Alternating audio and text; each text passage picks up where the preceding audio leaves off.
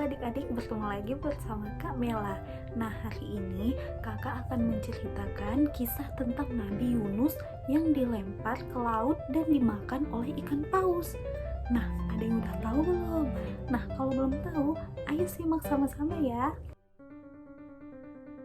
Nabi Yunus alaihissalam merupakan orang yang sangat soleh. Bahkan sebelum ia diangkat menjadi nabi oleh Allah Subhanahu wa Ta'ala, beliau sangat taat beribadah.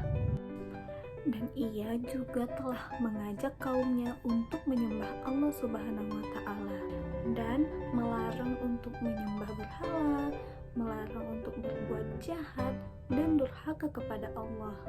Namun dari banyak kaum Nabi Yunus, hanya 2 orang yang mau mengikutinya, yaitu Rubil dan Tanu. Rubil adalah seseorang yang sangat tekun dan bijaksana, sedangkan Tanu adalah orang yang tekun dan sangat sederhana. Nabi Yunus alaihissalam menyampaikan kepada para kaumnya, apabila dalam 40 hari mereka tidak taat kepada Allah, maka Allah akan menurunkan azab yang sangat pedih kepada mereka. Namun ternyata para kaumnya tidak mau mendengarkan apa yang telah dikatakan oleh Nabi Yunus. Bahkan mereka malah mengolok-olok Nabi Yunus. Nabi Yunus pun putus asa. Ia pun meninggalkan kaumnya, bahkan tempat kelahirannya. Nah, setelah 40 hari kepergian Nabi Yunus, tiba-tiba di pagi hari awan begitu gelap, dan pada siang harinya awan begitu terang seperti api yang hendak turun dari langit. Kaum Nabi Yunus pun seketika sangat ketakutan dan mereka mencari keberadaan Nabi Yunus, tetapi mereka tidak menemukan Nabi Yunus berada di lingkungan tersebut. Lalu mereka pun bertobat. Seketika itu azab yang diberikan kepada Allah tidak jadi diturunkan kepada mereka, karena mereka semua telah bertobat dan mengikuti apa yang telah diajarkan oleh Nabi Yunus. Nabi Yunus pun tidak tahu ingin pergi kemana. Setelah ia sampai di tepi pantai, ia melihat ada sebuah perahu dan ia meminta untuk menumpang di perahu tersebut. Sebenarnya orang yang ada di dalam kapal itu sudah sangat banyak. Bahkan setelah kapal itu berada di tengah laut, kapal itu pun terombang-ambing oleh ombak. Para penumpang yang ada di dalam kapal tersebut berinisiatif untuk membuang perlengkapan dan bahan-bahan makanan yang ada di dalam kapal agar kapal itu menjadi stabil. Namun kapal itu masih belum stabil. Sang nakodah pun memutuskan untuk melempar salah satu penumpang yang ada di dalam kapal. Setelah melakukan 3 kali undian, ternyata yang terpilih itu adalah Nabi Yunus. Dan Nabi Yunus pun seketika diceburkan ke dalam laut.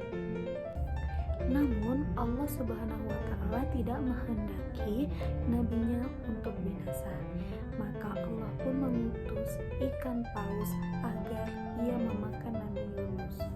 Bukan memakan, tetapi menelan hidup-hidup Nabi Yunus. Nah, di dalam perut ikan paus itulah Nabi Yunus termenung dan menyadari kesalahannya akibat ia meninggalkan kaumnya. Ia pun berdoa kepada Allah dan bertobat kepada Allah. Ya Allah, tiada Tuhan selain Engkau, Maha Suci Engkau. Sesungguhnya aku telah menganiaya diriku sendiri dan aku termasuk ke dalam orang yang zalim. Doa Nabi Yunus di dalam perut ikan paus. Dalam kesungguhannya berdoa dan bertaubat, maka Allah Subhanahu wa Ta'ala pun menolong Nabi Yunus. Nabi Yunus pun dikeluarkan dalam perut ikan paus dan ia terdampar di tepi pantai dalam keadaan sakit dan lemah. Setelah Allah mengembalikan kekuatan dan kesehatannya, ia pun kembali kepada kaumnya. Tak disangka ternyata kaumnya pun menyambut Nabi Yunus dengan sangat gembira, dan lebih dari 100.000 orang mengikuti ajaran Nabi Yunus.